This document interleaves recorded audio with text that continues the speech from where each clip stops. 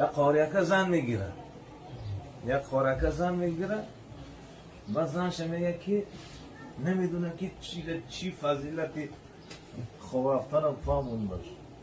با گفته است که ببین، گفته است عروس، گفته است لبای، گفته است اگر من قچاق کنی گویا که تو درون خداوندی چنان عملی نیک انجام داده. گفته است اگر من مچک کنی گویا که تو این صدقه کرده. اگر گفته است قطعی من همخوابی کنی گویا که تو درون خداوندی جهاد کرده.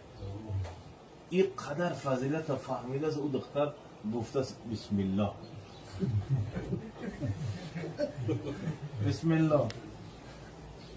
یک روز جهاد، دو روز جهاد، سه روز اومده است که او شه و قاریه خواه وقت از قاریه دست نباید دست جهاد نمیریم تو خواب که من شهیدم.